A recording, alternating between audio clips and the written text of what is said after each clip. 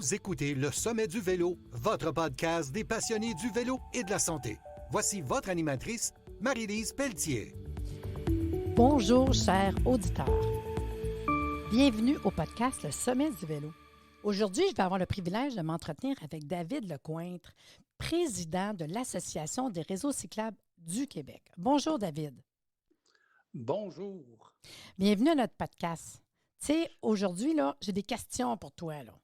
Premièrement, Ah oui. toi, là, c'est sûr qu'on va se parler de quoi aujourd'hui? Bien, de réseaux cyclables, de patrouilleurs à vélo, mais je peux te dire qu'en partant, les auditeurs puis moi, on ne connaît pas. Qu'est-ce qui fait le parcours d'un gars un jour pour devenir vraiment le président de l'Association des réseaux cyclables du Québec puis de s'occuper des patrouilleurs? Conte-moi ton histoire. OK, ben pour faire une histoire courte, à mon accent, les gens pourraient chercher à Mhm. deviner ma nationalité. Et non, je ne suis pas français, je ne suis pas gaspésien, je ne viens pas des îles de la Madeleine, je viens de la Belgique. Ah non, Donc, c'est cute! c'est quand même un pays très vélo. Oui. Et d'ailleurs, j'ai finalisé mes études en Belgique par un bac en économie, option tourisme.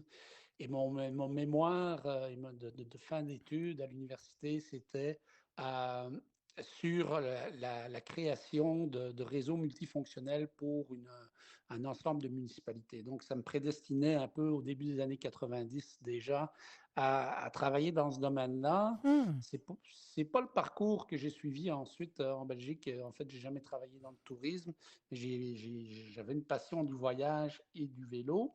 Donc, quelques années plus tard, à la fin des années 90, j'ai décidé de venir faire un voyage au Québec qui m'a mené à Girardville, au nord du lac Saint-Jean, pour faire du chien de traîneau. Et j'y suis resté jusqu'en 2007 à faire des voyages en chien de traîneau l'hiver. C'est Puis cute. l'été, j'organisais des séjours en vélo de montagne et en canot. Ah, quand À même. cette, à cette occasion-là, ben, j'ai développé un réseau cyclable en lien avec la Véloroute des Bleuets pour la municipalité de Girardville. Alors, ça m'a mis en contact un peu dans le monde des réseaux cyclables. C'était l'effervescence suite à la création de la route verte et tout ça, le Ouais. lancement de la Véloroute des Bleuets.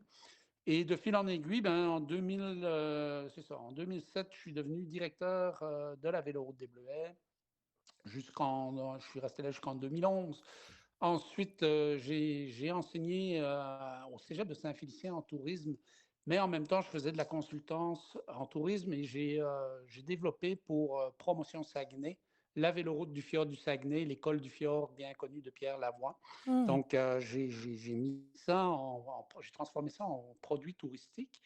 Et dans le même temps, ça c'était pour l'été, mais comme beaucoup de cyclistes, ben, je pédalais sur un taxe l'hiver, puis là je trouvais Oui. ça plate. Il y avait pas de, c'était pas comme aujourd'hui avec Zwift, tout ça. Ouais, c'est beau. Donc j'ai une idée, c'est qu'au lieu de pédaler dans mon garage, j'allais pédaler dehors, puis j'avais une rivière devant chez moi qui s'appelle la Chouac-Mouchouane, et j'en ai descendu les 30 derniers kilomètres en vélo de montagne. C'était le début du fat bike, il n'y en avait pas encore beaucoup.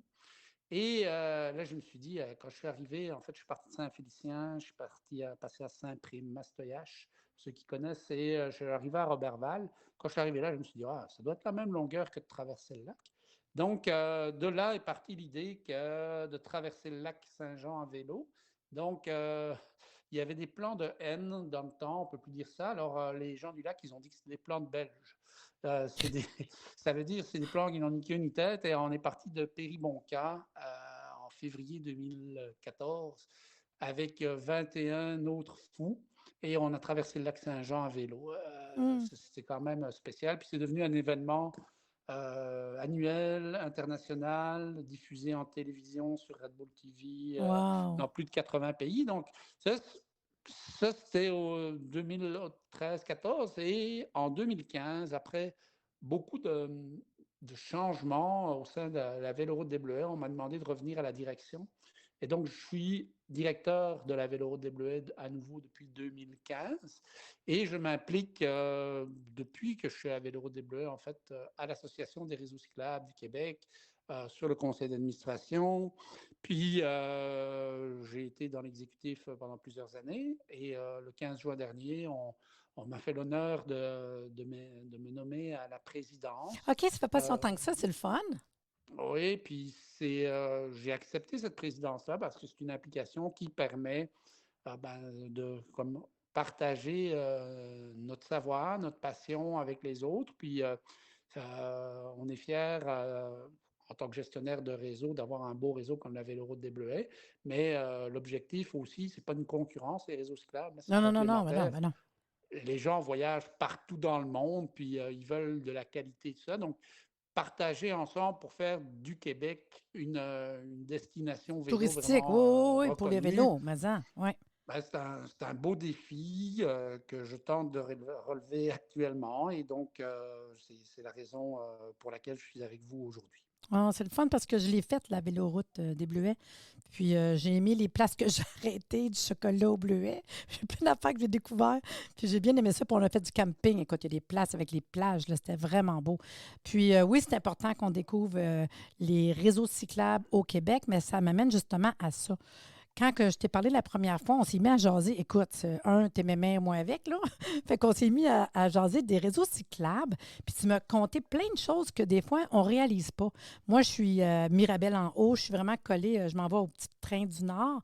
Puis je le sais que tu connais ces endroits-là. Puis quand tu m'as mis à parler de justement le petit train du Nord, la route verte, puis je l'ai faite, moi, la route verte, à aller jusqu'à Drummondville, puis tout. Puis on ne se rend pas compte de tout ce que ça peut impliquer, les gens alentour. Fait que explique-moi un peu le procédé de réseau cyclable. Parle-moi-en un peu.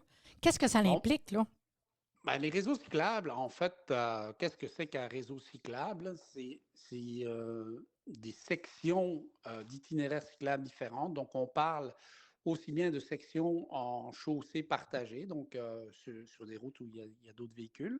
On parle d'accotements cyclables, donc Mhm. c'est des sections qui sont protégées par une bande riveraine, puis parfois des poteaux appelés bollards, là. Et aussi des pistes cyclables en site propre, comme la majeure partie du Petit Train du Nord ou de la Véloroute des Bleuets et d'autres réseaux qui ont ça aussi. Alors, ces réseaux-là, qu'est-ce que ça a comme particularité, enjeu de gestion? C'est que parfois, ils sont gérés par des municipalités, des MRC. Parfois, ce sont des corporations, comme la Véloroute des Bleuets au Petit Train du Nord ou l'Estriade, à titre d'exemple. Parfois, ce sont des parcs régionaux. Mais ce qui les tient tous, c'est que il y a beaucoup de bénévoles qui sont impliqués dans le développement et la gestion de ces réseaux cyclables-là. Et aussi, il faut toujours faire de la concertation entre différentes parties prenantes parce que, bon, comme je disais, il y a des municipalités, des MRC, on peut passer sur des terrains privés où il faut avoir des droits de passage, un peu comme pour les motoneiges l'hiver. Mhm. Il faut respecter l'environnement. Il y a la gestion des usagers. On l'a vu avec la pandémie, un des endroits au Québec qui a connu la plus grande Oui. croissance, c'est les C'était réseaux cyclables, c'était incroyable. C'était incroyable. qu'en fait, on devrait appeler aujourd'hui des réseaux multifonctionnels parce Oui. que des réseaux cyclables où il y a juste des vélos qui circulent, à ma connaissance de président de l'Association des réseaux cyclables, il n'en existe pas. Mhm. Tous les réseaux sont multifonctionnels, donc il y a des piétons, il y a des personnes à mobilité réduite, il y a des joggeurs, il y a des mamans avec des poussettes, puis il y a aussi toutes sortes d'engins motorisés. Ben là, j'ai vu ça, moi, ici à Saint-Jérôme, là, à cause que des résidences, il y a des RPA. Fait qu'ils se promènent avec des triporteurs, là. Puis eux autres, ils ont de l'air, let's go, on s'en va là, puis là, puis là, là. Fait que, D'ailleurs, en parlant de triporteurs et de quadriporteurs, ouais. il y a un record Guinness qui a été établi du plus grand rassemblement de triporteurs et quadriporteurs à Victoriaville. C'est Parce que cute, la ça. municipalité, Oui. quand elle a développé son réseau cyclable, effectivement, elle a pensé aux personnes à mobilité réduite ou plus âgées. Donc, elle a fait passer la piste cyclable pour sécuriser les déplacements de toutes les personnes en résidence de personnes âgées. Ah, ouais. Alors, ces gens-là, ils sont très heureux. Ils utilisent le réseau, mais ils font des rassemblements en triporteurs et quadriporteurs. Il y en a même qui font des courses. Avec ça, c'est interdit, mais ça arrive.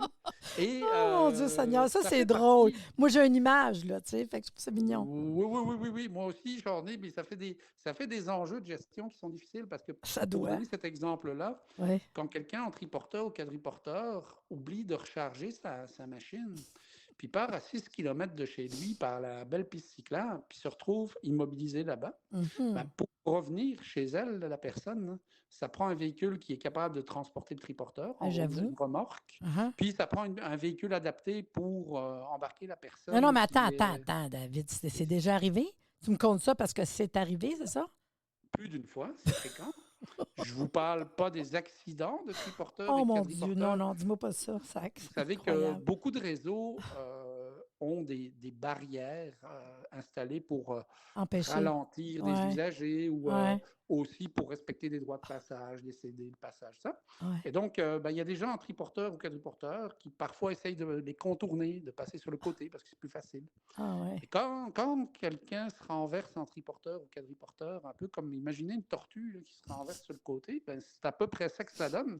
Puis c'est pas le fun parce que les gens qui sont là-dessus ont un certain âge, puis c'est lourd un triporteur, un quadriporteur Non, à non, puis relever. l'anxiété, puis Puis la nervosité, puis la c'est crainte, puis blablabla, là. donc tout ça, ce sont des nouveaux enjeux de Ah sécurité ouais. qu'on gère, que les gestionnaires de réseaux cyclables doivent assumer. À ça s'ajoutent bon, les vélos à assistance électrique, Ben ouais. même ceux qui sont autorisés par la SAC. Je veux dire, il y a plein de gens qui se sont mis ou remis au vélo, mais qui n'avaient plus nécessairement une grande condition physique Mhm. grâce à ça. Donc ça, c'est merveilleux. La problématique, c'est que ces vélos-là avancent assez vite. Ben ouais. Certains sont assez lourds. Donc, quand les gens s'arrêtent, ben, ça arrive qu'ils tombent parce que le vélo est C'est pesant, pesant. puis ils ne sont pas habitués. Après ça, ça arrive qu'ils arrivent dans des courbes, puis qu'ils ne maîtrisent pas tout à fait la vitesse. Ben, Ah alors, ça ouais. crée des accidents. Hum. Puis, ça crée des enjeux de dépassement aussi, parce que certains ont un esprit compétitifs, puis ils veulent dépasser tout le monde, puis ils roulent à 32 km/h et plus parfois. Donc, ça crée des nouveaux enjeux parce que ces gens-là cohabitent avec, comme on disait un Ouais. peu avant, des piétons qui ne vont pas nécessairement vite, des gens qui courent et qui ont des écouteurs dans les oreilles, puis qui ne savent pas qu'il y a un vélo assistance électrique qui arrive à 30 km/h derrière, Ah ouais. puis ainsi de suite. Donc, tout ça sont des enjeux au même titre qu'un vélo assistance électrique avec la vitesse, les types de freinage à disque et tout ça, ben, ça fait que les réseaux cyclables en poussière de pierre, par exemple, ben, Ouais. il y a des nouveaux enjeux pour l'érosion, puis le maintien de qualité, la sécurité des surfaces de roulement. Tout ça, ben, c'est des éléments qui Phew. caractérisent les problématiques de tous les jours des gestionnaires de réseau. Puis à ça s'ajoutent bon, ben, des enjeux de financement. Tout le monde a entendu parler de la hausse des prix des matériaux de construction pour. Ouais. Alors tout le monde pense aux maisons, ça. Ben, Puis, je surprendrai personne en disant que le coût de construction du kilomètre de voies cyclables au Québec, là, ça a c'est évolué cher, hein? drôlement. Là. Puis Entre autres, les fonds, j'imagine, c'est les villes, les MRC. Les fonds, c'est mettons, pour. variable. Ouais, En OK. fait, il y a plusieurs modèles, mais il y a le gouvernement du Québec et le gouvernement fédéral Mhm. subventionnent le développement de réseaux cyclables. Ouais. À ça, bon, il y a toujours une partie qui doit être mise par le promoteur. Les promoteurs sont des municipalités, des MRC ou des corporations, donc qui doivent financer le coût. Maintenant, la particularité des réseaux cyclables, ben, c'est que leur utilisation depuis le début des années 2000 est gratuite partout. Mhm. Donc, en fait, et on ne reviendra pas en arrière parce que c'est partout dans le monde, puis tout le monde veut favoriser la mobilité Ouais. lente, puis le développement durable. Donc, on ne reviendra pas en arrière, sauf que ben, les usagers ne payant pas ne payant pas de droit d'accès, ben, il faut financer ça avec les deniers publics. Puis, à titre d'exemple, le coût d'un kilomètre cyclable en 2010, hein, c'était à peu près, on construisait en moyenne au Québec avec 100 000 on construisait un kilomètre. Savez-vous combien ça coûte aujourd'hui hein, Ah, de j'imagine, réaliser ça doit être cher, hein?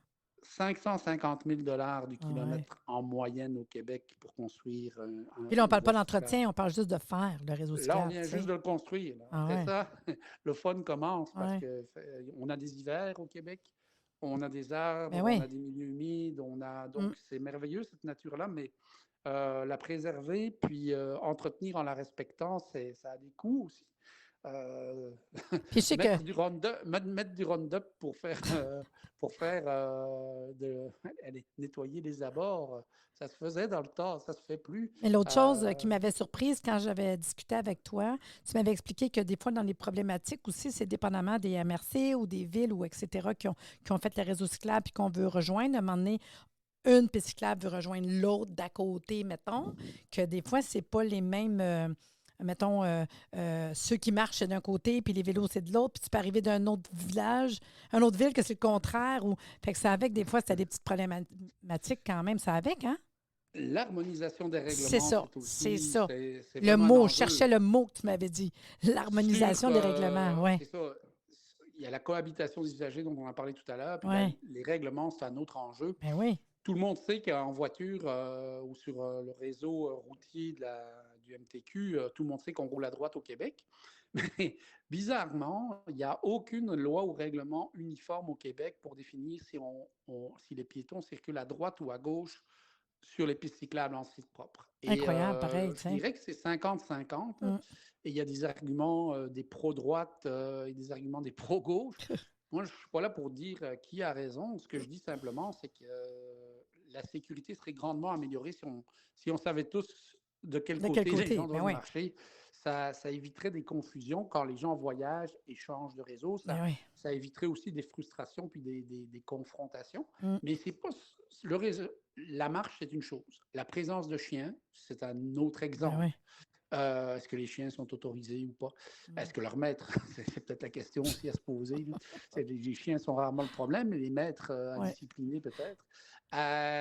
Ensuite, tout ce qui est la signalisation, il y a beaucoup de légendes urbaines sur les limites de vitesse en piste cyclable et tout ça. Mhm. En fait, ça dépend d'une municipalité à l'autre. C'est ça. Puis, si quelqu'un parmi les auditeurs a connaissance d'une municipalité qui a mis en place des radars sur leur réseau, ben, je les invite à me contacter puis à me partager l'information parce qu'à ma connaissance, Il n'y a pas il de n'y a radar. aucun radar Non, adapté à contrôler une vitesse sur un réseau cyclable. Ce qui veut dire qu'en fait, ça ne sert absolument à rien de mettre des limites de vitesse non. quand on n'est pas capable de les Mais contrôler. non, c'est Puis ça. C'est ça. parce que la Sûreté du Québec et les polices municipales ne peuvent pas se déplacer sur les réseaux cyclables. Elles n'ont pas les outils pour ça. Et quand elles le font, bon, ben, c'est avec des moyens réduits à vélo Mhm. ou à pied.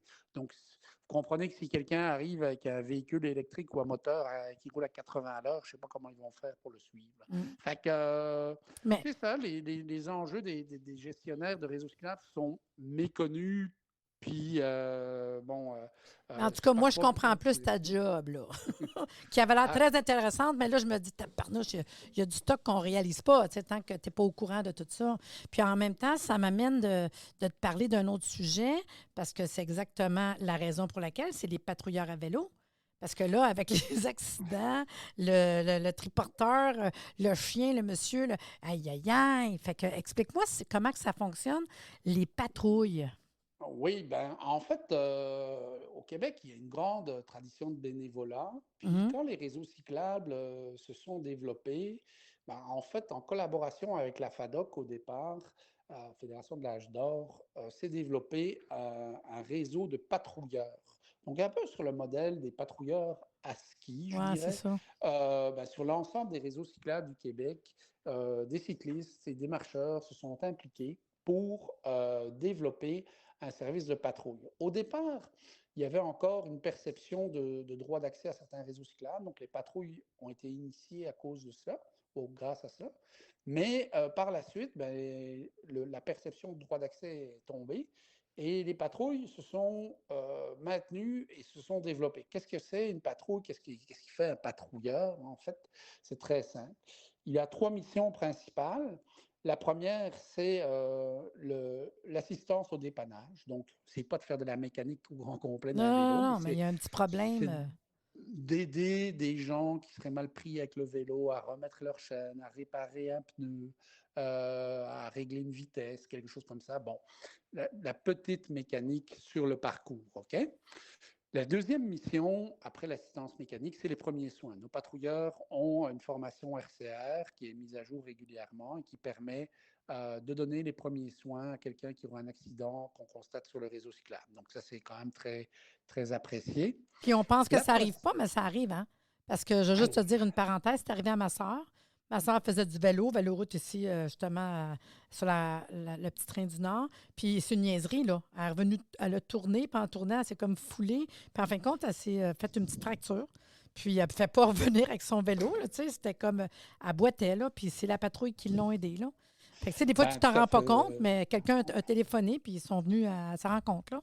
Tout à fait. Ils agissent Ah ouais. dans le respect des premiers intervenants, mais ensuite, bon, ben, ils font appel aux services compétents s'il y a besoin. Mhm. Après ça, leur troisième mission, c'est l'information touristique. Donc, beaucoup de gens voyagent à vélo au Québec. C'est le vélo, là, c'est la deuxième activité la plus populaire au Québec après la randonnée pédestre. Donc, du monde voyage sur tous les réseaux, tout ça. Donc, on aime ça de savoir où il y a une chocolaterie, une microbrasserie, mais aussi de savoir où il y a un magasin de vélo pour acheter un pneu de rechange ou, ou un habit de pluie qu'on a oublié chez C'est soi. vrai. Bon, donc, les ambassadeurs, les patrouilleurs sont de réels ambassadeurs de leur région et en Hmm. font la promotion puis l'accueil en même temps auprès des usagers visiteurs. Donc ça, c'est vraiment très important parce que les Québécois, ben, sont des gens accueillants, chaleureux, sympathiques. Et donc ça, chaque région a son accent, sa couleur. Puis c'est ça qui est le fun à vélo aussi, les rencontres. Donc ça, c'est la troisième mission. Puis la dernière, qui est plus invisible, mais qui est vraiment très importante pour les gestionnaires, c'est que les patrouilleurs, ils ont tellement à cœur leur vélo, là, leur véloroute et leur réseau cyclable, que ce sont nos yeux et nos oreilles Ah sur le ouais. terrain. Donc, Ah ouais. un arbre tombé, un poteau OK, arraché, j'avoue, oui. une section mal balayée, un ponceau qui est parti, du vandalisme, des toilettes non nettoyées. Tout OK. ça, ils les rapportent aux gestionnaires. Puis il y a tellement de kilomètres de réseau cyclable qu'on ne pourrait pas faire ça Non. seulement avec des employés puis Hmm. faire tourner du monde tout le temps. Donc, les patrouilleurs, ce sont des personnes vraiment à qui tiennent à cœur leur réseau cyclable, qui transmettent l'information pour que ça reste toujours de bonne qualité pour les gens pour le reste des usagers. Donc, c'est vraiment des gens très importants pour les réseaux cyclables. Et nous, bon, ben, à l'Association des réseaux cyclables du Québec, on a déployé un guide d'implantation des patrouilles. OK, c'est Donc, ça, je me pour les demandais comment on fait. Même moi, là, je voudrais être intéressée là, à devenir patrouilleuse. Là, on ferait ben, comment? il y a deux niveaux. Les gens qui veulent s'inscrire, s'impliquer comme patrouilleurs, Ouais? on va laisser l'adresse réseau cyclable au pluriel.ca. On la laissera avec le lien du podcast. Donc, pour adhérer en tant que patrouilleur, puis trouver un réseau de patrouilles dans sa région. OK. Et s'il n'y en a pas dans votre région, puis que vous vous dites, hey, moi, là, c'est quelque chose qui me plairait, puis mon réseau, il y aurait bien ça, ou si vous êtes un gestionnaire de réseau qui écoutez ce podcast, ben, même adresse, réseaucyclable.ca. Là-dessus, il y a comment de devenir un gestionnaire de réseau. Puis, OK. Fait que ça peut être quelqu'un qui décide de l'idée puis dit, moi, je vais le partir dans mon coin parce qu'il n'y en a pas. Ou ça peut être quelqu'un qui décide juste de faire partie aussi. Fait qu'on a les oui. deux moyens. Puis c'est-tu bien compliqué? Mettons que moi, je veux devenir patrouilleuse. Non, non, mais je pose la C'est question. aussi compliqué que de prendre un numéro de téléphone ou une adresse OK. courriel puis de nous contacter. Puis à partir de ce moment-là, on vous accompagne. C'est notre rôle. On a un guide d'implantation de la patrouille qui a été développé avec les patrouilleurs et les gestionnaires de réseau. OK. On a des descriptions de tâches des patrouilleurs, des descriptifs des animations des réseaux de Ah patrouille, ouais. parce que c'est le fun d'être patrouilleur, on rencontre du monde, il y a Mhm. des activités sociales, il y a des activités pendant l'hiver aussi. Puis, la cerise sur le Sunday, c'est qu'une fois par an, pour le moment, on compte à peu près 500 patrouilleurs Ah, un peu quand partout au même. Québec, oui. Belle communauté. On a un objectif ambitieux de se rendre à 1000 patrouilleurs dans les prochaines années. Et pour motiver tout ça, on a développé un événement annuel qui se passe à la fin du mois d'août, à la fin de la saison, un peu avant la fin du travail. On organise un rendez-vous, un rassemblement des patrouilleurs du Québec. L'année passée, c'était à Gatineau, on était 180. Ah, Puis wow. les patrouilleurs de Gatineau nous ont reçus. Ils ont, ils ont organisé des randonnées, 3 randonnées pendant la journée, vendredi, samedi, dimanche. une randonnée nocturne aussi. Puis, il y a des ateliers de partage sur les bonnes pratiques en tant que patrouilleur. Il y a des ateliers Ah, ouais. pour Mais c'est parce apprendre qu'en même temps, l'histoire. ça fait connaître ce réseau cyclable-là de leur coin. Fait que j'imagine que vous changez d'endroit chaque année. On change d'endroit chaque année. Ouais. En 2023, nous serons à la fin du mois d'août dans la MRC de Salaberry-Beauharnois, Ah, ouais, je trouve encore ça une le fois dans le sud fun. du Québec, mais on voyage dans toutes les régions du Québec. Ah, Et c'est drôle parce que quand je vous parlais de couleurs et ouais. d'implication bénévole, il y a des concours de chants, des chants des patrouilleurs Ah, ouais. qui inventent des chansons pour promouvoir leur région puis qui les partagent avec d'autres. OK. Fait que c'est vraiment une belle Euh, communauté. Je trouve ça le fun. Ceux qui ont le goût de faire du bénévolat puis qui aiment le vélo, wow! Tout à fait. OK. Et plus que ça, sur certains réseaux, pour compléter la patrouille bénévole, il y a également des postes de coordination puis de patrouilleurs rémunérés. Donc, s'il y a des personnes qui se disent, bon, ben moi, je suis à la retraite, mais je chercherais un petit travail l'été, puis ça, puis ça m'intéresserait de faire ça de la patrouille. Puis, ben, dans certaines régions, il y a des postes disponibles. Donc, sur le site des réseaux cyclables du Québec, vous pouvez trouver des informations aussi, puis nous contacter, puis on vous mettra en contact dans vos régions respectives Hmm. sur les réseaux. Donc vraiment, c'est un monde à découvrir, une belle manière de pratiquer le vélo ou la marche, parce que donc, on parle des patrouilleurs à vélo, mais comme je vous le disais, on accepte aussi les gens À pied. à pied, parce Ah, que OK, cool. on avait un patrouilleur, nous, qui avait pris de l'âge, puis c'est d'origine écossaise, puis il disait tout le temps, moi, je fais 1000 kilomètres à vélo par année, mais je fais 10 000 kilomètres de blabla. Alors, C'est ce cute. monsieur-là, c'est ça, là, ça représente bien ce qu'est un patrouilleur. Ah. On ne cherche pas des athlètes, nous, Non, on non, non, cherche des gens, une présence, une sécurité, un c'est contact, ça. un lien. Ah, je trouve ça tellement génial. Puis les gens, quand ils sont patrouilleurs, est-ce qu'ils ont, j'imagine qu'ils ont quoi? Ils ont un chandail? On les Ah oui, reconnaît? alors, effectivement, on leur fournit des éléments d'identification Ouais, comme un chandail, on leur fournit du matériel comme des trousses de premiers soins, ouais, parce que moi, des j'étais trousses avec patrouilleuse des de ski, appuis. puis j'avais des minimums, tu sais, mettons, là, que, tu sais, qu'il s'arrive quelque chose, là. Oui, oui, Hmm. ils ont les équipements qui sont fournis suivant les réseaux, ben, comme je vous le disais, il y a des animations aussi avec des soupers, des déjeuners, Ah, ouais. des 5 à 7 en microbrasserie, Hey, ça a l'air le fun. des- Je pense qu'on va pogner tes des 500 discours. bénévoles. Donc, oui, c'est vraiment le fun. Puis, il y a aussi sur l'âge et le sexe, ça, c'est important. Oui, On a des hommes, des femmes, de c'est ça, tous on a les toutes. âges. Donc, comme dirait Tintin, de 7 à 77 ans. Non, mais c'est Wow. sérieux, là. Et plus que 77 ans, parce qu'on a des patrouilleurs de plus de 80 Ah, ans c'est-tu qui beau? sont Puis je en veux savoir système en fait. justement, là, David, conte-moi ça, là, dans le fond, ce qu'il faut que les gens sachent. Admettons que même ça me donne le goût, tu sais. Vous autres, vous allez être présents au Sommet du vélo, à notre événement le 12 mai prochain, le 12 mars, voyons, 12 mars prochain, désolé. Puis, j'aimerais ça que tu m'expliques le but au Sommet du vélo. C'est à quoi que les participants peuvent s'attendre? Vous allez venir faire une petite présentation, pas trop longue, mais il y a des patrouilleurs qui vont être sur place.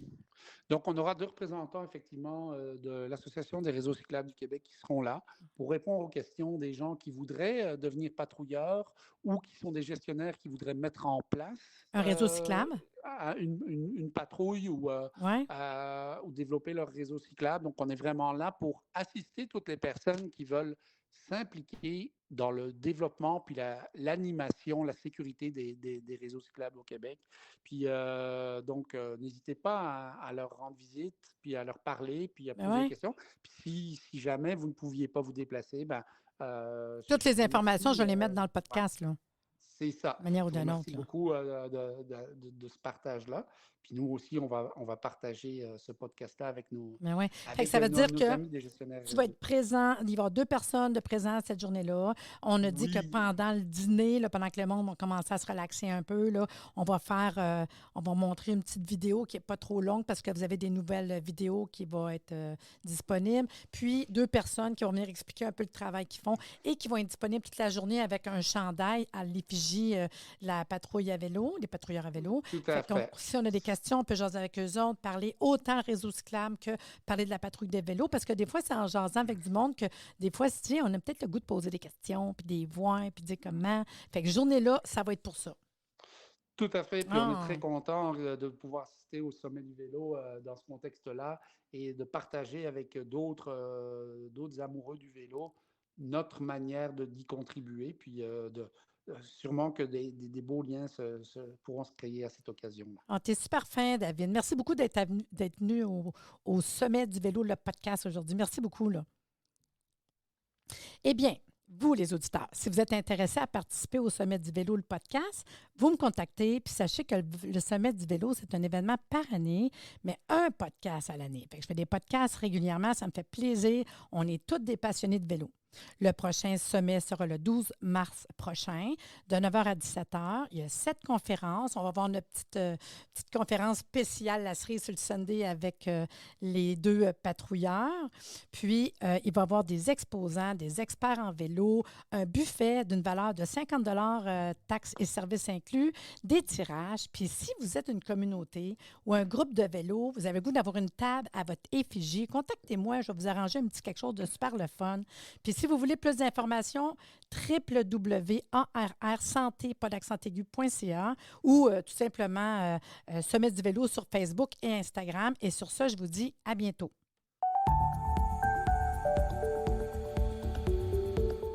Merci de nous avoir écoutés. Soyez des nôtres au prochain podcast pour des informations pertinentes sur le vélo et une entrevue avec un invité différent qui saura vous plaire. Si vous aimez ce podcast, abonnez-vous pour être informé et partagez en grand nombre. Le Sommet du vélo, l'endroit où se rejoignent les cyclistes et la santé.